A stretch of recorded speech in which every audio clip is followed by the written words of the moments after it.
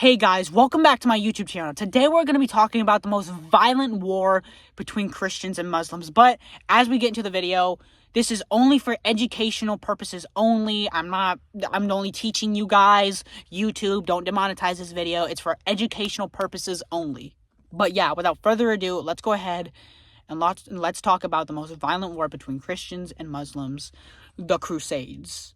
So the story starts out with Pope Urban III. If you guys don't know who that is, he was like a powerful pope at the time. And basically, this dude gives a speech to to all the people, because he had a whole crowd, and he was like, yo, the Muslims took Jerusalem. I'm calling for a holy war. We need to go and get it back. Bro, and the crowd went crazy. Everybody was like this.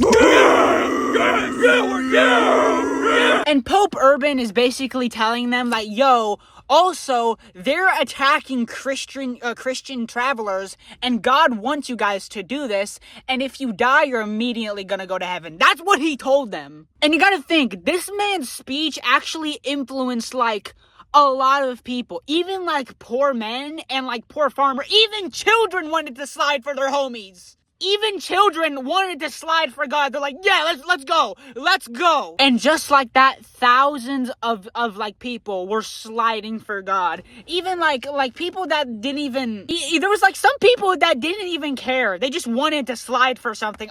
Some of them wanted gold. A lot of them just wanted adventure. And some of them just wanted blood.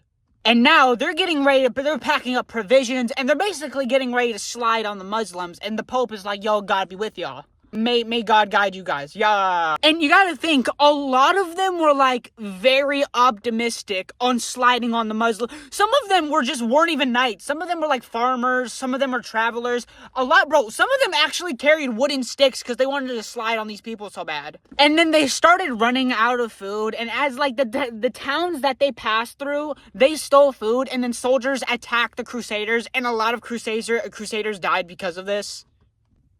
Yeah.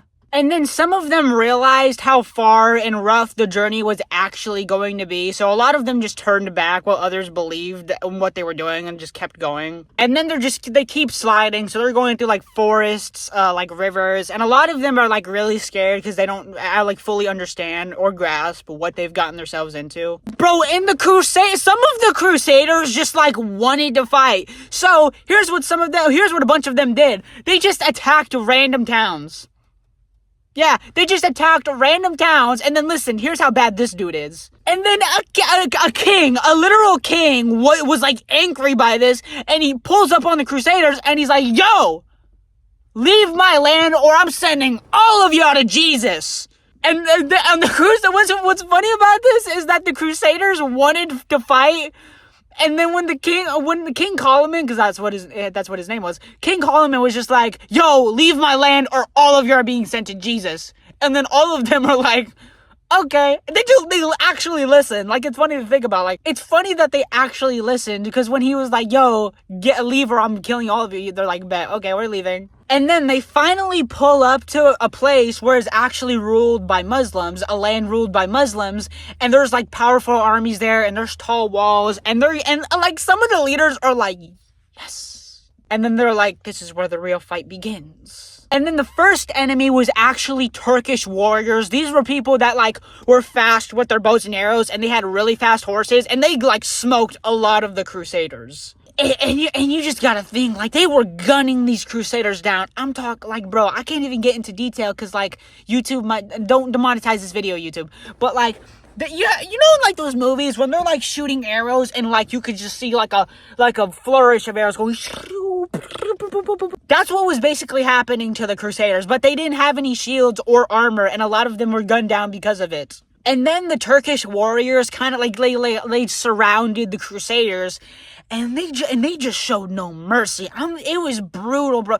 And just like that, they smoked a lot of them, almost all of them. But the first Crusader army was just done, defeated, deceased. The first Crusader army was just wiped out, but the war wasn't over yet. But this second army, the second Crusader army that pulled up, these were bad dudes. I'm talking these were knights, holy knights. These are people that were trained. They had they're experienced, they're trained, and their leaders were powerful lords and kings. And you gotta think, to reach Jerusalem, they had to cross through some, heavy terrains. They were hungry and starving, but they didn't care. They just wanted, I don't want to say they wanted blood, but they were just like, God wills it. God wills it. Yo, your boy needs to get a haircut. I mean, what is this rat's nest on my head? And along the way, the Crusaders had to fight, small battles. While they were asleep, the Muslims would attack them at night, and this would cause a bunch of casualties, but they had to keep going because the war was only just beginning.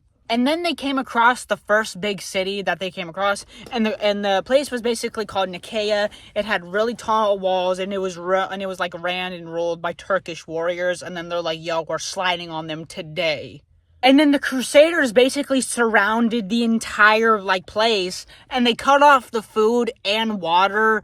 So they were just tripping. They weren't tripping, but they were just like, "Grr." And the Turkish warriors fought back by shooting arrows over their walls, and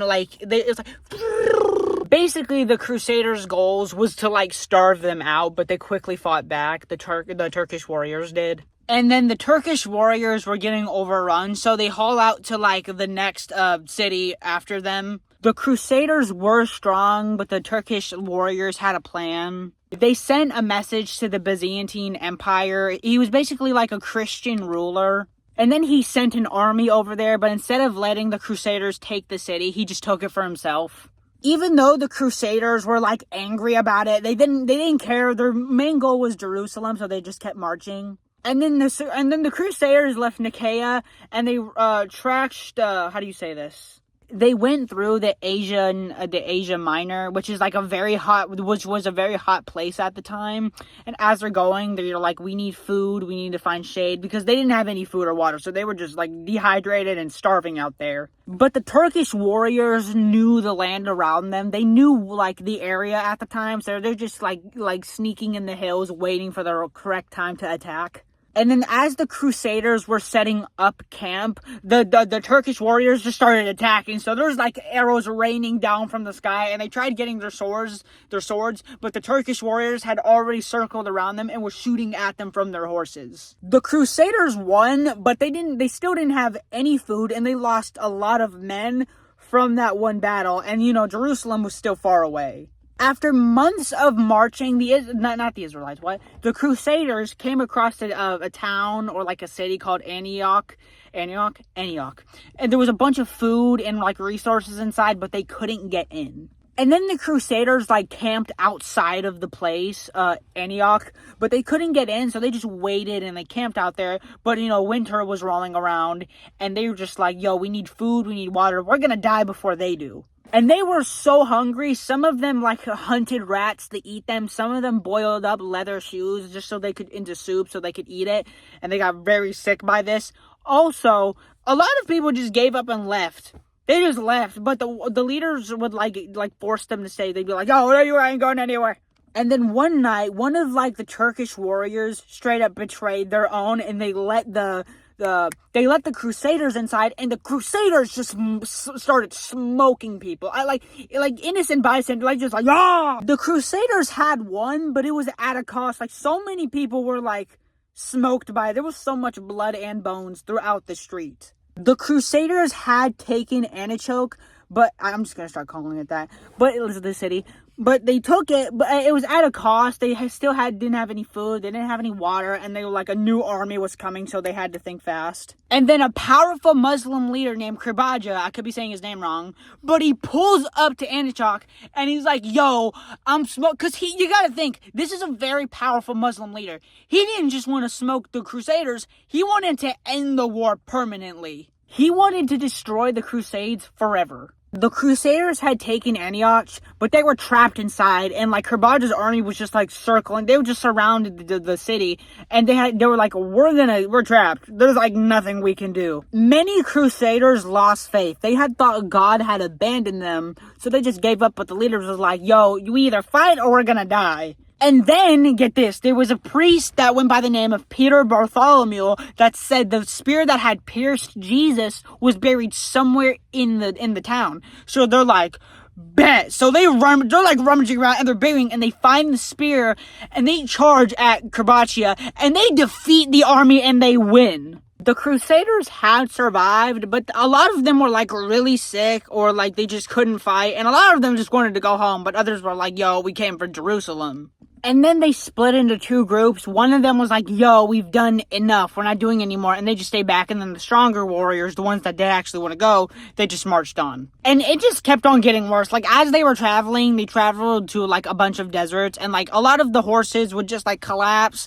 A lot of people would just die of thirst. And there was a ton of people that just didn't want to continue anymore. By the time they would get to Jerusalem, you're about to see it. Hold on. And then a scouter got on top of one of the hill and was like, it's Jerusalem! And I'm not to be for real. These men got on their feet, and not on their feet, they got on their knees, and they started crying, because you gotta think, bro, it took them years to find Jerusalem, so when they found it, they were pretty happy about it. They had finally reached Jerusalem, but what was crazy about it is that, like, they couldn't get inside. Inside, there was a bunch of food, water, and there was thousands of Muslim defenders. They couldn't build the walls, they couldn't climb the walls, so quite literally, they had to build war machines. Like, they built catapults, and they built, like, battle towers, and they built battering rams, and they started taking apart their wagons and tents just to make weapons. The Crusaders tried getting into the Jerusalem, but the Muslim defenders just poured boiling water on them, pushed their ladders down because they had put ladders down to climb onto the walls, and had shot a lot of them. Most of the knights didn't even touch the walls. That's how good the Muslims were defending this wall. One night, a priest told them to march around Jerusalem barefoot and, like, praying, and they found a hidden stash of wood, and they were able to build towers because of it. Now, I'm no conspiracy theorist, but it kind of sounded like God was helping them. And when they build new siege towers, they were they were awesome. Like, they started shooting arrows inside. They started hitting the walls with battering rams. Like, they were giving it their all. And then it got to the point to where one knight actually climbed over the Jerusalem walls, and he put a Crusader flag down, and people started freaking out. And what happened next was just straight up was so brutal. The Crusaders, when they entered the city, they just started slaughtering people, like men, women, children. They looted, and they just painted the town with red. Like, I'm not kidding. And then after that, the Crusaders went to the church, the Holy Church of Sepulchre. It was said that Jesus was buried there. So they get on their knees and they start worshiping. Not worshiping, but they start praying. And just like that, the First Crusade was over. You gotta think, the Crusaders had won, but the battle was just, like, brutal and bloody. The YouTube will probably, like, demonetize or censor this video, but there were, like, people sleeping in the streets. There was a bunch of people sleeping in the streets. And when there was men, women, and children that were sleeping in the streets.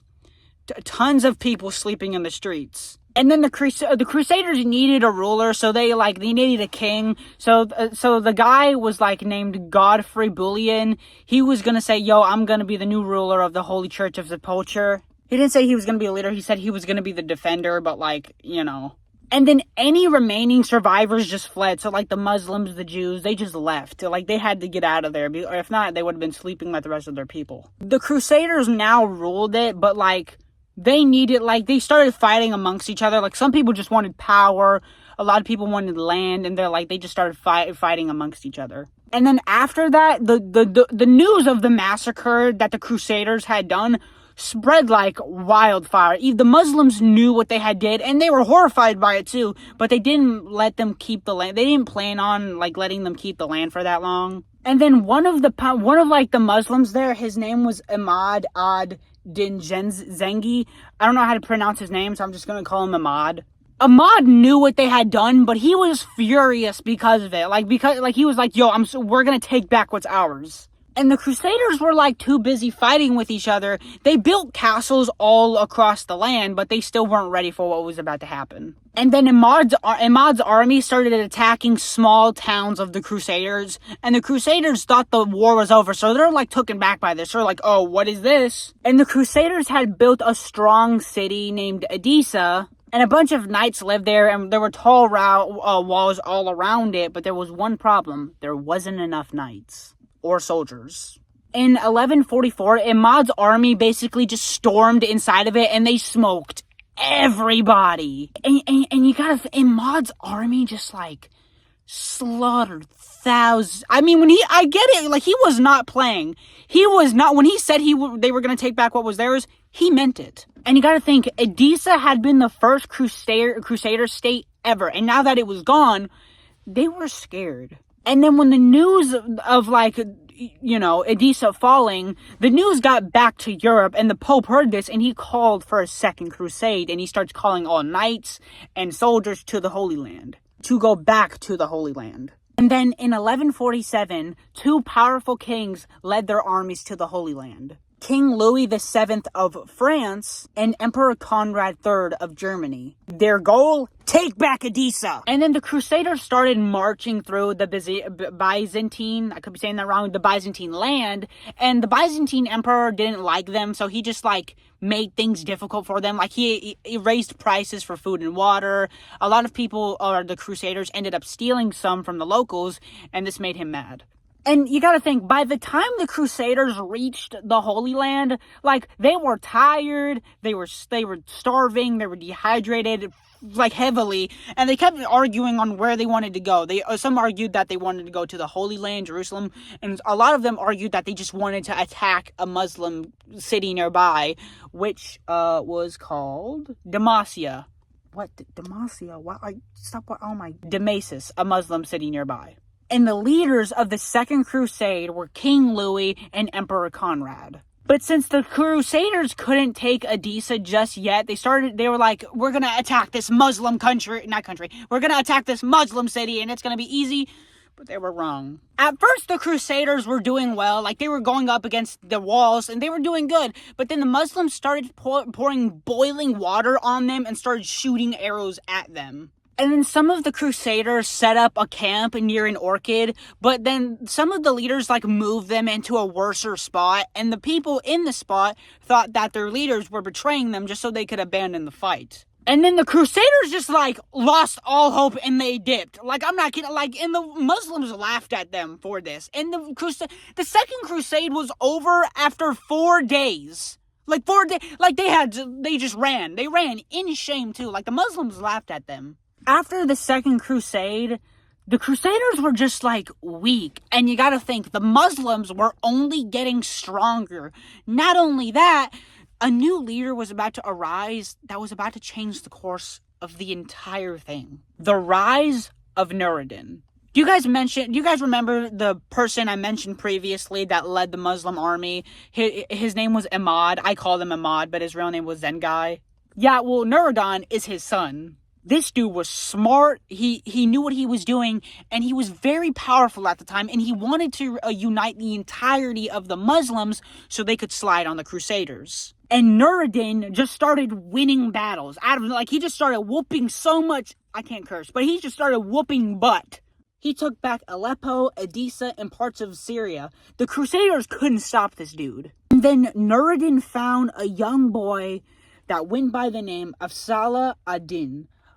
But history would remember him as Saladin. My history supporters know that name. They know that name. And Saladin was just a young warrior when he worked for Nuruddin. And he saw that the Crusaders were dividing, and he knew that one day he would be victorious and that he would attack them. One day, Nuruddin died, and Saladin took this chance to seize power. He took control of Egypt and Syria, and just like that, he became the most powerful Muslim in the entire world at that time. And you gotta think, Saladin wanted all Muslims to slide on the Crusaders. He united them. The way he did it was just so crazy. He, used prayer, and he was just like, yo, if we just unite as a people, Jerusalem will be ours again. And you gotta think, the Crusaders were too busy when it came to, you know what I'm saying, when it came to like war.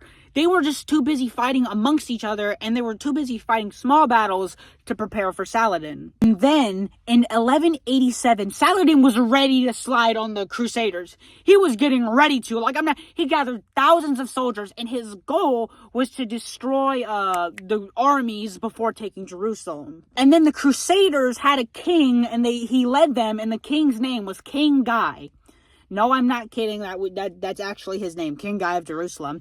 But Saladin, homie, was smart. He led them out into the desert with no food or water, and he just got him. Like, it wasn't even funny. He just got him. And then when the Crusaders were too tired to fight, Saladin just slid on bros. He just slid on them homies. Like, he just started shooting off arrows. He attacked them, and thousands of soldiers just started sliding, bro. And then the Crusaders were just completely surrounded. Like, you gotta think, if you were them, what would you have done? Like, they were just surrounded. Like, they couldn't get out of it. And it's just...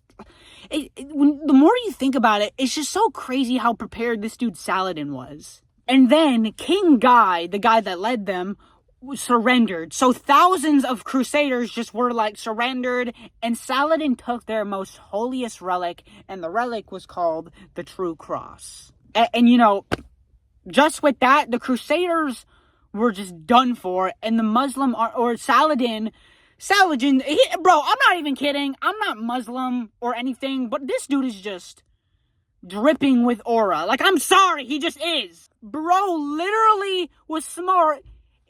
Bro had thousands of Crusaders surrendering, and he just walked into Jerusalem. He just walked in there. After winning Hattin, which, you know, that was the place they surrendered, but it don't matter. After winning Hattin, they just walked in Jerusalem, Saladin and his army, and you gotta think, the people living there were just scared because they had no army to protect them. And the Crusaders tried going out with a bang, like they prepared for battle, they started making weapons, but they knew that they were outnumbered. Like, they just knew, bro. Like, they couldn't do anything about it. And Saladin's army surrounded the entire place. They shot arrows over the walls, and they had battling rams. They were hitting the walls.